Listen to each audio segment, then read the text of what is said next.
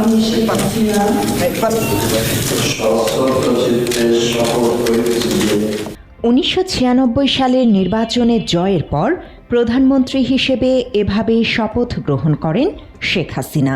হাতে ছিল তাসবিহ আর ইসলামী পর্দা মেনে মাথায় পরেন কালো পট্টি। সশ্রদ্ধ চিত্তে শপথ করিতেছি যে আমি নিজের প্রয়োজনে আবার কখনো খ্রিস্টান ধর্মের পক্ষেও কথা বলেছেন পলাতক এই স্বৈরাচার। খ্রিস্টান আমাদের আহলে কিতাব, আমাদের আহলে কিতাব, এটাও তাদের জানা উচিত। নিজের নেত্রীকে মহাপীর বানাতে ইসলামকে ব্যবহার করেছেন তার শিষ্যরাও। ভোট যুদ্ধে সুবিধা করতে হজরত শেখ হাসিনা পর্যন্ত বানিয়ে ছেড়েছেন স্বৈরাচারকে। আমি হৃদয়ের গভীরতম প্রদেশ থেকে তাই শেখ হাসিনার নাম উচ্চারণের পূর্বে তার প্রতি সম্মানসূচক একটি শব্দ উচ্চারণ করতে চাই, সেটি হচ্ছে হজরত শেখ হাসিনা। তবে শপথ অনুষ্ঠান বা বিভিন্ন বক্তব্যে ইসলামিক লেবাস ধরলেও ক্ষমতায় আসার পর নিজের আসল চেহারা দেখিয়েছেন হাসিনা। গত 17 বছর দেশে জঙ্গির নাটক সাজিয়ে নির্যাতনের পাশাপাশি শাপলায় গণহত্যা চালিয়ে হাজার হাজার আলেম ওলামাকে হত্যা করেছেন পলাতক মুজিব কন্যা।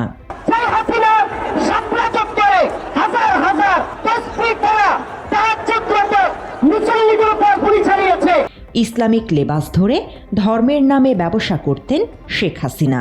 অনেক আগেই এমন বক্তব্য দিয়ে গেছেন বিশিষ্ট ইসলামিক ব্যক্তিত্ব, আন্তর্জাতিক বক্তা এবং জামায়াতের সাবেক শীর্ষ নেতা আল্লামা দেলওয়ার হোসাইন সাইদি। ধর্মের নামে রাজনীতি তো সেই ব্যক্তি করে 1996 সনের নির্বাচনের আগে যিনি মাথায় পট্টি বেঁধেছিলেন, যিনি শপথ গ্রহণের সময় হাতে তসবিহ পড়েছিলেন, ধর্মের নামে রাজনীতি তিনি করেছেন। হাসিনার মতোই বর্তমান সময়েও নির্বাচনকে সামনে রেখে ইসলাম ধর্মকে ব্যবহার করছেন অনেক রাজনীতিবিদ। সামাজিক যোগাযোগ মাধ্যমেও এসব নিয়ে চলছে আলোচনা সমালোচনা। মাত্র 30% টাকায় জমির মালিক হয়ে নতুন বাংলাদেশের গড়ে তোলার স্বপ্ন দেখা বাংলা বসতি। সম্প্রতি একটি অনুষ্ঠানে ইসলামিক গজল গেয়ে আলোচনার জন্ম দেন এনসিপির উত্তরাঞ্চলের মুখ্য সংগঠক সার্জিস আলম।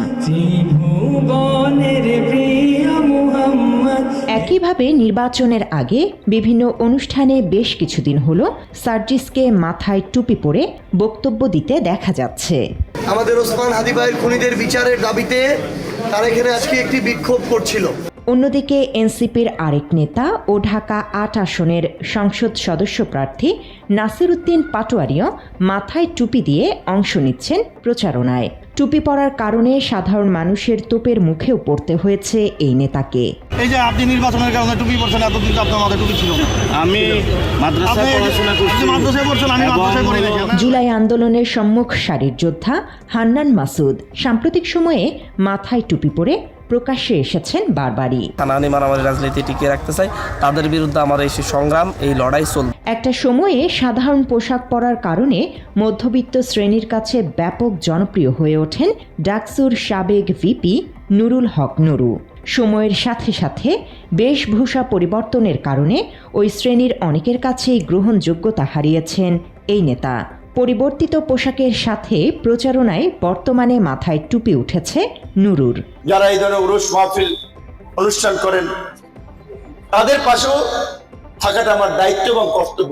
দেশের অন্যতম বড় রাজনৈতিক দল বিএনপির অনেক নেতাকেও বর্তমানে মাথায় টুপি পরতে দেখা যাচ্ছে। দলটির জাতীয় স্থায়ী কমিটির সদস্য সালাউদ্দিন আহমেদকে প্রায়ই দেখা যায় মাথায় টুপি দিয়ে আলোচনায় অংশ নিতে। আমি কোন নেতার নাম বলতেছি না, একজন নেতা যিনি বেশি বাড়াবাড়ি করতেছেন। একটি অনুষ্ঠানে বিএনপির চেয়ারম্যান তারেক রহমানকে জাতীয় ইমাম সম্বোধন করে উপস্থিত অতিথিদের রোষানলেও পড়েছিলেন সালাউদ্দিন। ভুয়া ভুয়া স্লোগান ওঠে তার বিরুদ্ধে। আপনাদের ভাষায় বলি, আমাদের ইমাম, জাতীয় ইমাম জনাব তারেক রহমান দামাত বারাকাতুহু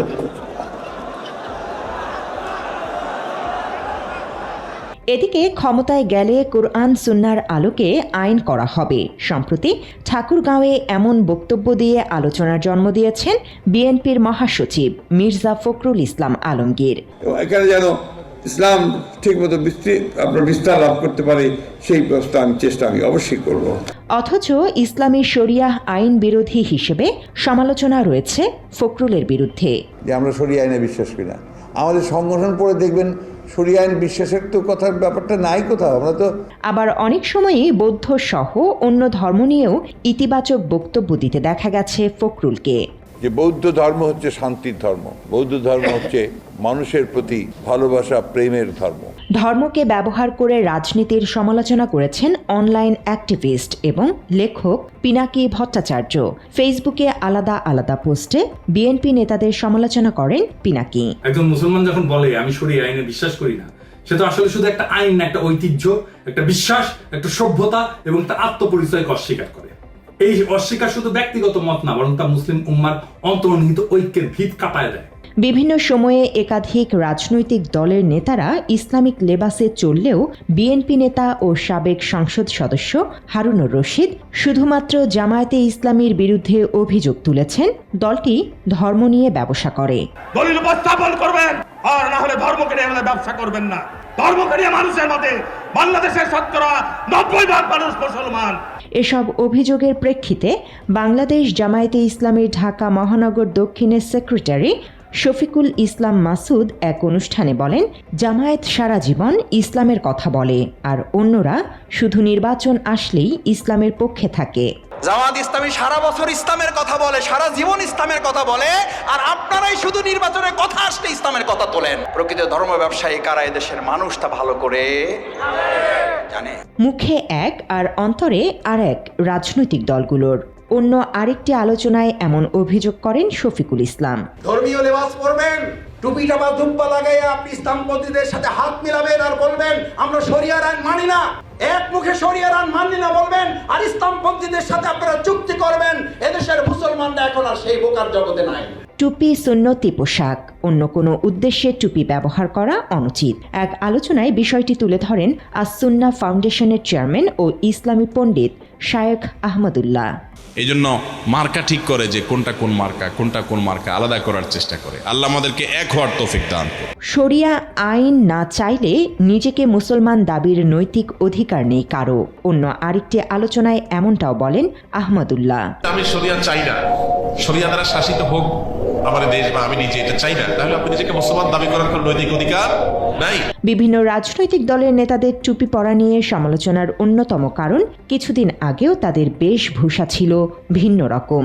নির্বাচনকে সামনে রেখে হঠাৎ করেই যেন রূপ বদলে গেছে তাদের। কোনো মিথ্যা প্রতিশ্রুতি এবং লোক দেখানো পোশাক দেখিয়ে নয়, বরং নেতাদের প্রতি সঠিক রাজনৈতিক আদর্শের মাধ্যমে জনগণের সেবা করার আহ্বান সাধারণ মানুষের। News desk, Bangla addition.